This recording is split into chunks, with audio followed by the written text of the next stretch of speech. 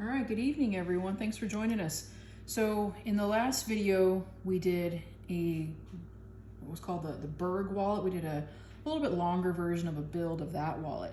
We live in Edinburg, Texas, so a lot of our wallet names pay homage to our local community here with Edinburg. This is the Cameron.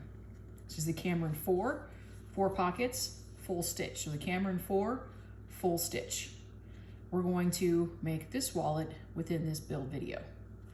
And with that, some basic templates. This is just harder plastic. I think I got this from Weaver Leather Supply that I use. So this is a trace for the outside, for the edge piece.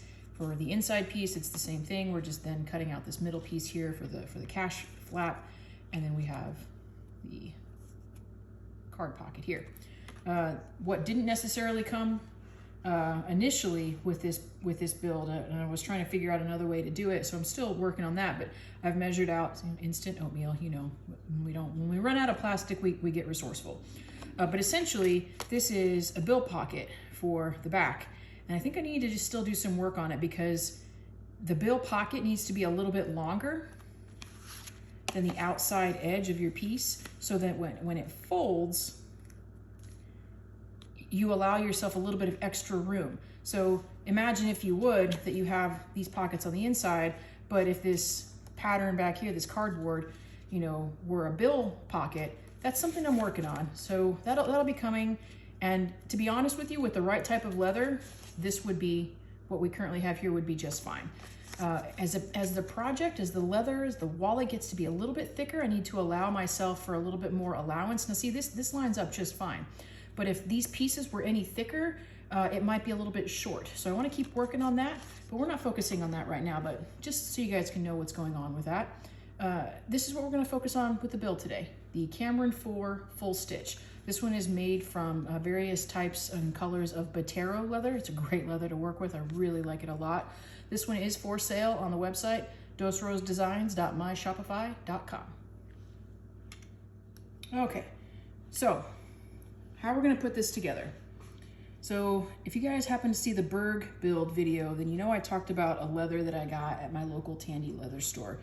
I went and we were out and about. We had to run to the grocery store and such one weekend.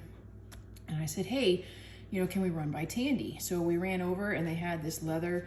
I really liked how the back was really clean. Makes it really easy to work with.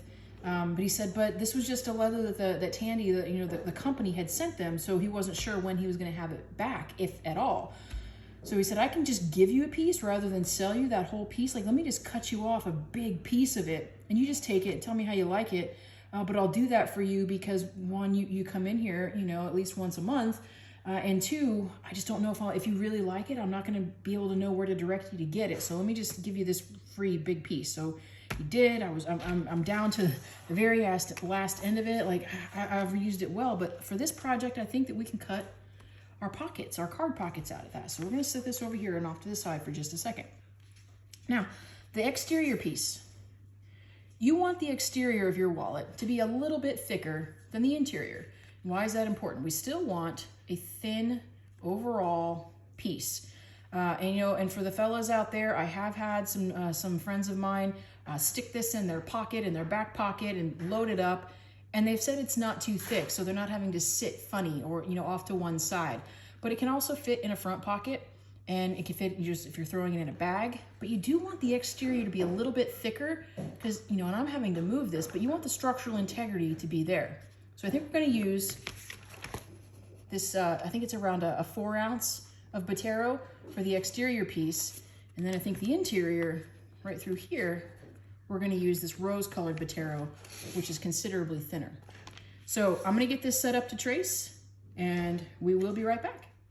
Okay, so we are getting ready to trace here. We don't have to worry too much about the back side or, you know, what we can and can't use on Botero leather. It's so clean. It's so nice to use. So here I can get it all the way up to the edge as close as I can to maximize my amount of usage. But before we do that, I wanted to show you guys this. So leather patinas ages over time. This has been stuck in a pocket. This has been stuck in a bag. It goes into the leather, bin where I drop my keys every day. If it's not, you know, in my bag, then that's where it gets dropped into. But this is the same leather. This is the rose-colored, rose Botero leather, and so is this. So you can see it's gonna age dramatically. It's gonna start to get these wear spots on it that just gives it a ton of character. These will be on sale on the website sooner rather than later. This is a test piece, but clearly it's something that we've been using. It gets tossed into the bag, my daily bag actually quite a bit. And what it will do, it just holds a Fisher Space Pen bullet. And I'm still testing a little bit with the size of this, but then just a simple Gerber, you know, daily carry type of knife. Yeah, it can go in that. And it goes in my bag. You know, I don't necessarily need to carry it in my pocket, but if I find the need to have it, I have it. But definitely checking out the color variation here. So that's just awesome. But we're gonna go ahead and we're gonna get, now again, so this is the interior piece. This piece right in here. So we're just gonna grab our scratch awl and make sure we have a good, we wanna put some pressure on the template. We don't want it sliding around on us. It's kind of frustrating when that happens. So then we're gonna just trace around our template.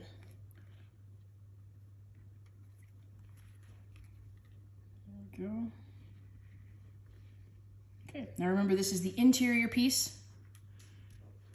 Oh, it moved a little bit on me. Oh, it moved a little bit on me. That's okay, it's okay, we can fix it.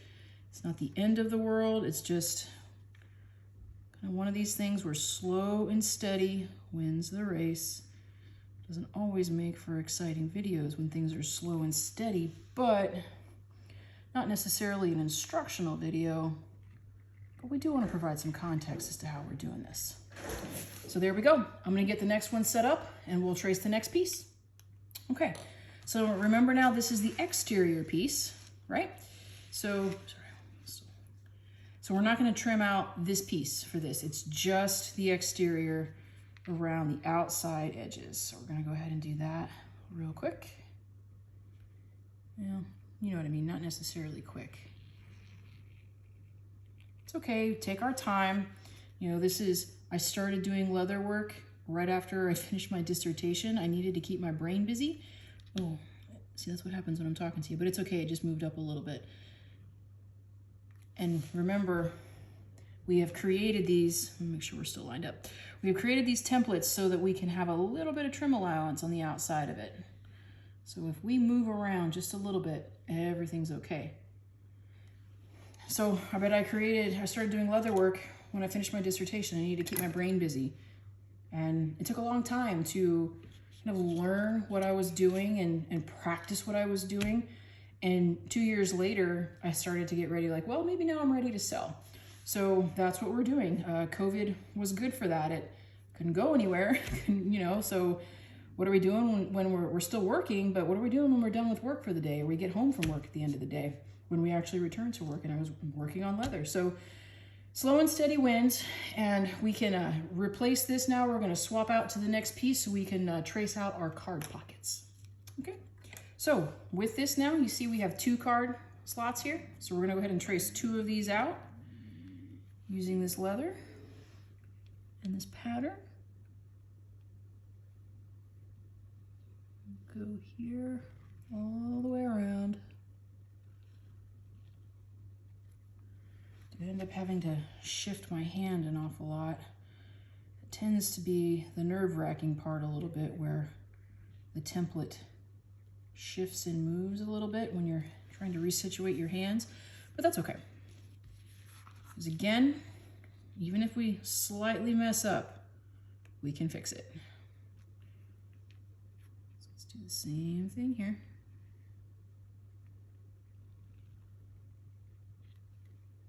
Take this piece all the way around.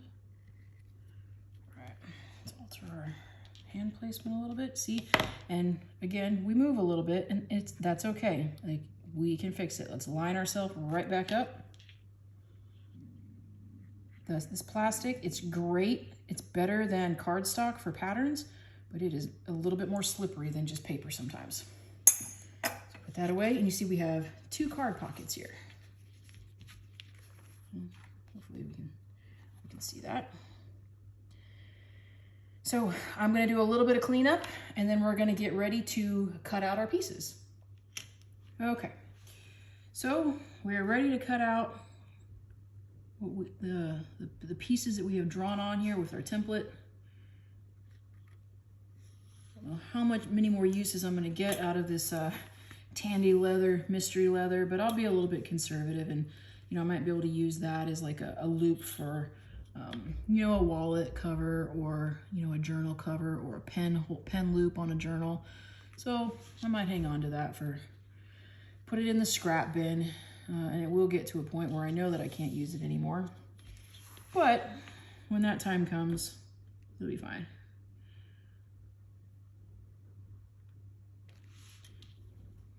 Get our basic shape out here. It's really important to have a really sharp blade on your X-Acto knife. It's going to come in really, really important when we get to this piece where when we have to cut out this curve. It's going to be really important to have a really sharp blade at that point.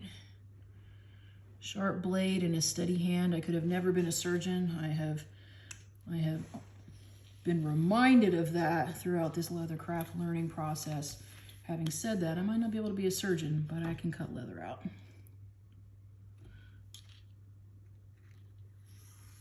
Okay. Now, I am going to cut this out, these curved pieces out here, but I tend to get right down on top of it so that I can really see what I'm doing when I do that. And then if I do that, I'm going to get in the way of the camera. So I'm going to pause for just a second, and I will be right back with those pieces finished cutting out. Okay. So you see, we have our pieces now cut out. I still have my curves drawn on there. I'm not going to cut those off just yet. I do draw them on, but I also generally tend to wait until everything starts to get, you know, stitched or glued together, so that I can make the same curve cut just to make sure that everything looks the same on those corners. I want to try to keep it as uniform as possible. So I do have my markers still on here to know that I'm going to take just a little bit off of that corner. But I also do wait to line that up with everything else so that everything matches, just to be sure everything matches. So we're going to pull the next piece down, and we're going to get ready to cut. This is the outer shell. We're going to put it on our line here.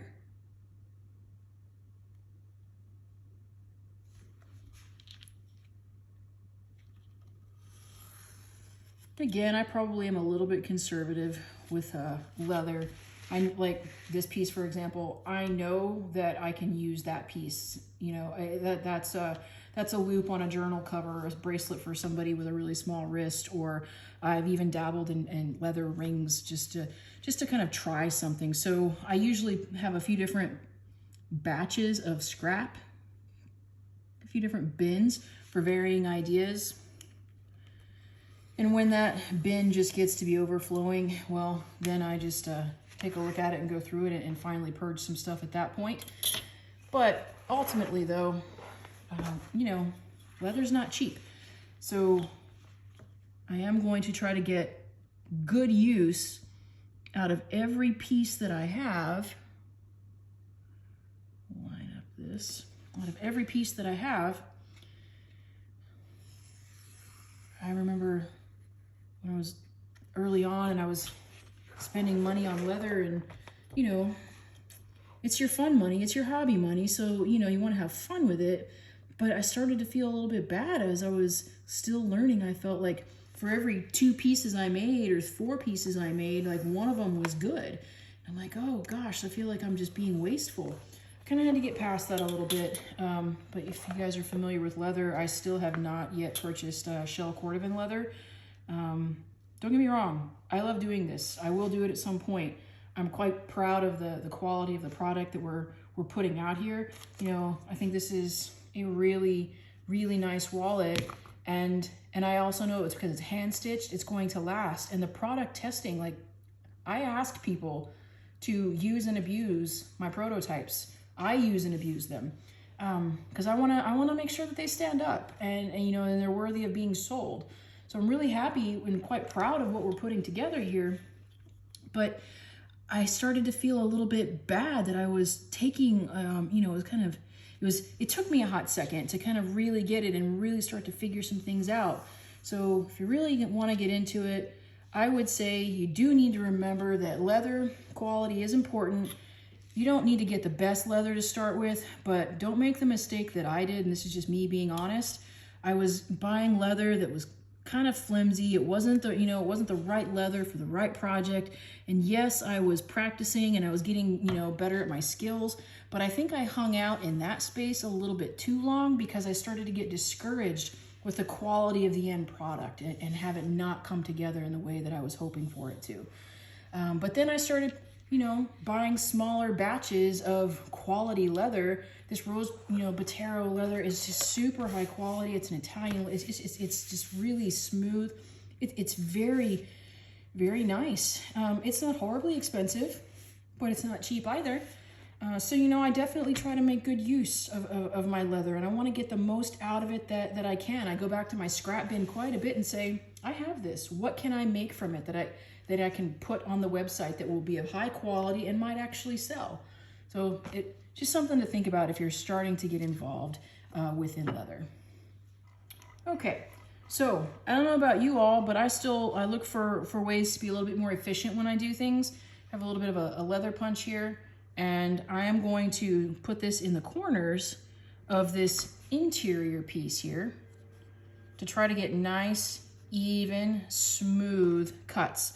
It's a little easier to do it this way than with a knife. Even on my best day, when I make a really good cut, I feel like it could be a little bit even better if I'm using the right tool for the right part of the project. So then what's going to happen is I'm going to go and I'm going to punch all 4 holes, and then I'm just going to use my ruler to connect those lines for a nice even cut. So we're going to go ahead and do that, and we'll be back. Okay, so you see when we punched our 4 holes, we just had to connect the dots in a sense. And then this piece comes out. What we're going to need to do now, because they're going to be little tiny imperfections with this. You didn't quite get the hole punch in just the right spot. So we're going to go through and we're just going to take some sandpaper, a little bit of coarse and then a little bit of fine. We'll just do a little bit of cleanup here, and then we will need to bevel and burnish the insides of this before we can move on to assembly. The other thing we're going to want to make sure that we do when we get it all together, in this piece here, when we glue it all together, we're going to miss out on the opportunity to bevel and burnish these edges as well. So we're going to go ahead and I'm going to spend a little bit of time doing some sanding. And when we're sanding, when we want to make sure that there's not any imperfections in the shape, but then once we get to the shape that we want to go through with a really fine sandpaper. Let's see if we can find that finder piece here. And we want to make sure all those fibers are laying down in the same direction. So once you get the shape you're looking for, you just, right here, you can see this little spot, this little corner. We're going to clean that up, but then once everything is done and clean and right in the spot that you want it, you want all those fibers laying down in the same direction. That's going to make burnishing that much better towards the end. So I'm going to go ahead and do my work on this, and we'll come back right before it's time to burnish. So I'm going to use the sandpaper. And I'm also going to use my beveling tool, not that, but I'm going to use my beveling tool. So this tool here, so we make it, in a sense, we make leather spaghetti. So when we sand, there tends to be a little bit of a mushroom effect that goes over the top. And we don't really want that. So we want that edge to be nice and a little bit rounded, if you will. This tool, focus, there. This tool will help with that. So when I'm ready to get to that point, I'll come back and so you guys know what that looks like. All right, so we got everything glued. We let it set and get a little tacky again, because remember that keep calling it glue. To me, it's glue. I know, but it's contact cement. Yes, it is. I probably will catch a little flack for that, but that's okay. Contact cement, but glue. From here forth, glue. When I say glue, I mean contact cement. Maybe that'll solve it. But anyway, we got it all in there. We let it get tacky, and we put it all together now. So again, let's take our little tool here. Just kind of press down and really give an opportunity for that glue to kind of really get into place, really have an opportunity to start to set. We are going to set Granny's iron weight on top of this again and let it set for another 20 minutes or so. And then after that, we'll come back and we'll double check the edges. So maybe where we're a little bit off, we'll be able, because again, remember we allowed for a little bit of, remember when we set our calipers here, for a little bit bigger than the 1/8 of an inch. So if we had just a sliver that we wanted to trim off, that we were making an allowance for that. So we'll be able to do that and clean up those edges before we then use our calipers again to make sure that our lines are good all the way around, so that we can get our stitch line ready. And then we'll get the holes punched, and then we'll set up the shop for how we saddle stitch this. All right, so it's been about 20-25 minutes or so for me, a mere few seconds for you all if you're watching this, thanks to the power of editing. But the weight has been sitting on this for a little while, and it's really had an opportunity for that cement, that glue to kind of really kind of set. So what we're gonna do next, gonna go ahead and just take a look, and as I'm looking at it, we look like we're in pretty good shape. We don't necessarily need to trim anything off here on the edges. So what we will do, we'll give a light sand first with a little bit of coarse, just so, you know, again, at this point, we do want to start thinking about how we can lay all the fibers in one direction. It's going to make the burnishing process a little bit easier. So we want to make sure that we're going to do this on all sides here. And then here. I'm happy those edges lined up the way that they did. It looks pretty even. So with that in mind, the next thing that we know we need to do, you know, and some people will tell you punch from the outside, punch from the inside. On this particular wallet, I guess really quick, let me double check, make sure I'm still in my ideal range for this, make sure it didn't shift any. Looks pretty good. Well, I do like to line up things on the grid. I start here with this section first. I have made wallets where I went a little bit overboard on this line here. I got it a little too close to this piece right here, so I made some adjustments with this. I do want it to be close. I just don't want it to necessarily be impacted when I put in my stitch, when I go to punch those holes. So line this up here. Looks like we're good here, and then we can do these pieces here. Don't necessarily go all the way to the corner. We do have a rounding tool that we are going to help us use to round the corners. The corners on a lot of leather projects, a lot of wallets, it's going to be the place that kind of gets stuck on everything, whether that be your pocket, whether that be, you know, throwing it into your bag. It's where it's going to get stuck an awful lot. So we are going to try to plan ahead for that a little bit and round some of those corners. Because remember, the template had rounded corners, and our marks are still here, but we're going to go ahead and use just a little bit of a special tool to help us get those right on, so that all the corners, you know, look pretty darn close to the same. Okay, so here we go. So there's that. Let me get cleaned up here real quick, and I'm going to get the materials for punching the holes in the leather, and then we'll be right back. All right, so ready to punch our holes with our punching chisels here. So this one is, what is this? 1, 2, 3, 4, 5. This is 6. I keep meaning I want to look at you know, bigger punching chisels with, you know, with a larger base, so that I can get a little bit more done at the same time. But you know, maybe the good word here is slow and steady wins the race. But I do put a piece of spare leather underneath, just so I don't go all the way. It is self-healing mat, but still I don't like it when it gets stuck in there, and the self-healing part does kind of wear away after a while.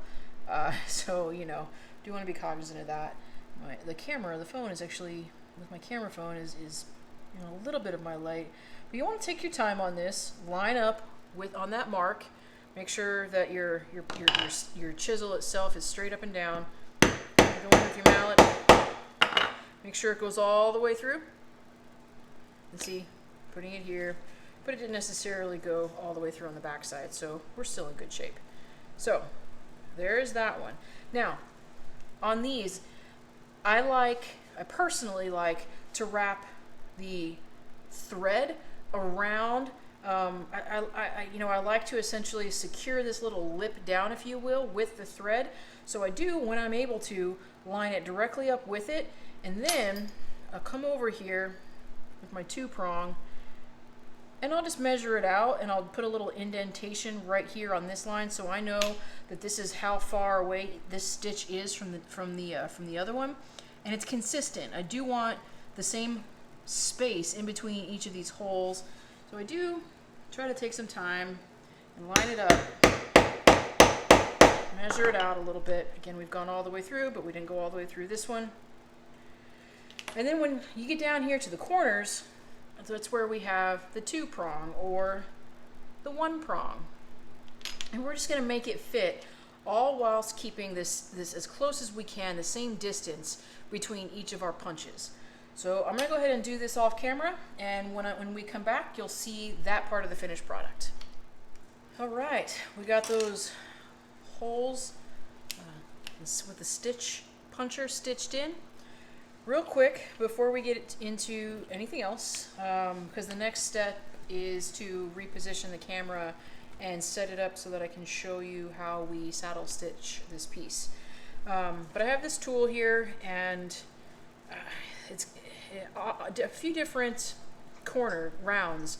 So on this particular one, I like a little bit tighter of a piece, because that's what matches up most closely with my original template. So line it up on here, and we do need to press down kind of hard. Don't really want this thing moving on me. A nice sharp X-Acto is really going to be your friend on this. And then we just make the simple cut, and don't worry, in a few minutes here, once we're done with this, we're going to take a couple of variations of sandpaper. I also have some sanding blocks here. We're going to take some of those, and we're just going to really kind of attack the edges. And that's where we're going to get that nice, smooth finish on the edges. I do like to make sure that my edges are on point before I stitch, because at that point, hand stitching takes a long time, and I want to make sure that everything's going to look just right once I'm done. So even if we're not quite as graceful with all of these corner rounds here, they're all going to be the same size. So if we're hugging this close, paying attention to what we're doing, it's going to look pretty darn good. And then guess what? If there's a slight blemish, that's what the sandpaper is for. If there's a slight blemish, it's not going to be too bad. You guys hear my puppy in the background. It is the evening. I did at one of the breaks, I took her for her evening walk, but she is almost a 3-year-old husky and getting another burst of energy. So this is a good place to pause for the moment. I'm going to tend to her, but then I'm going to grab some sandpaper tools here. Just a few different courses, grits of sandpaper, and I have a couple of blocks as well. And I'm really going to make sure these edges are nice and smooth. And once all that is done, the camera will be repositioned and we'll get to the saddle stitch. All right, we are now ready to start the saddle stitching process for this Cameron 4 full stitch wallet. Now, with saddle stitching, if you guys saw the Berg video, I'm not the fastest at it. It's important to go at your own pace. It's important to get it correct. So I'm just basically here, the first thing we start with is measuring the length of everything that we would need to go all the way around one time. And then I've already done it, but then you essentially then, gonna get it down here, and you're gonna measure out the length for 4 times that you would need. And I always go just a little bit extra. So I've already done that. So I have enough thread here to make it all the way around the project.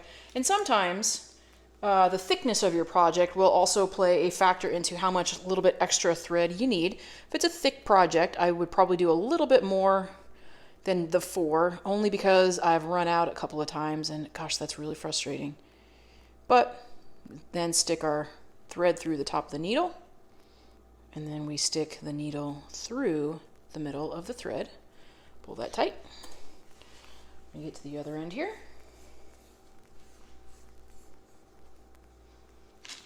We're going to do the same thing. Stick the thread, I should really be wearing my glasses, through the needle, and then stick the needle through, hopefully you guys can see, through the middle of the thread. right? And then pull that tight. So now, where to start on these? On the Camerons, I will start where the card pocket usually meets the interior pocket. I'll pick one of those to start with. And again, slow and steady wins the race when it comes to stitching. And this is pretty thick, not thick, but strong, firm-tempered leather. And I'm already telling here, I kind of, this is going to fight me a little. And my hands are also a little bit greasy. So, ooh, sorry about that. Let me actually wipe my hands down. I was doing some cleaning a little bit ago and I feel like my hands are still a little bit, there we go, it's better. So, slow and steady wins the race on this. I would rather my stitch line look really neat and really clean than to be able to do this really quickly. Once I get it all the way through that first spin, then you're going to take it and you want to make sure that your lengths with each side are as even as you can get them. And then we just start to go real slow, and clearly real slow because it's going to be awfully stiff. Now, sometimes what I do find that I need to do, if I'm going through multiple layers, it does sometimes happen this way. This is a few layers, so let me just use my scratch awl. Help me get started on a couple of them, because momentum's kind of an important thing too. I mean, we just slow and steady might win the race, but momentum is important. And then if we're just able to help finish punching through some of those holes, my hands are still super greasy. Not greasy, but maybe it's just sweaty. Maybe it's warm in here. But pull that through. And now we take this other one. And again, 4 times around, and the more you use, it makes for, kind of long threads. Some people break it up. I generally don't, just because I like one place where you're cinching down, or you're using the thread zapper to kind of thread zap everything into place. So, and this is definitely thick. It's going through multiple layers. Again, though, you don't want to go through the thread that's already here. So that's why you saw me kind of pull this one back so I could feed the other one through. It's going to be really important because you really don't want to pierce or go through the piece that's already in there. Just, it looks a little cleaner when you don't, and gosh, if you make a mistake, then you can't cinch it back or take it back through. It's just going to take a little bit of time, and specifically with higher temper thread and multiple layers, it's going to take a hot second. So I'm going to go ahead and finish this probably off camera, so you guys don't have to sit here and see me do this. Honestly, this will probably take me 40 minutes or so, half an hour, 40 minutes to do. And that's if I'm not doing anything else, like kind of getting sidetracked with the puppy, or it is the early evening. Just finished work for the day a couple hours ago, and I need to take the puppy for a walk. But we're going to finish this off camera, and slow and steady wins the race. And we'll come back. We'll show you what we have to work with. All right, everybody, welcome back. So we were able to go ahead and get this completely burnished around the sides. We can see it holds these 2 card pockets. This is our original, if you recall. So we were basically utilizing the same piece of leather for the exterior here, as well as this Rose Botero interior, which turned out nicely. This one here is one that I've had for a while. This one's been broken in, used, but you can see how well it holds up. This one is patinaing. It has a nice patina with age, but it'll get to the point where now we'll set a weight on top of this one, and it'll just help it hold its shape to the point that it just sits down kind of like that. See, it's brand new, it opens still. So, but these 2 are on our website, dosrosedesigns.myshopify.com. Thanks for joining us on this build, and look for future videos. Thanks again, folks. Good night.